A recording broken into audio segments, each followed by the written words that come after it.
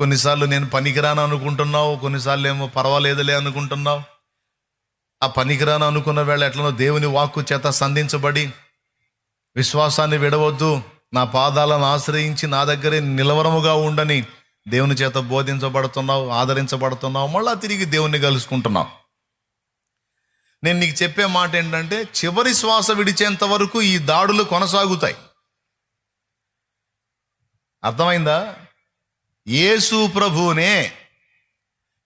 ప్రభువునే వాడు శోధించాడు. గుర్తుపెట్టుకోండి. ఎంతవరకు శోధించాడు అంటే, ఆయన తన యాగాన్ని పూర్తి చేసేంత వరకు వాడు తరచు మళ్ళీ శోధిస్తానే ఉన్నాడు.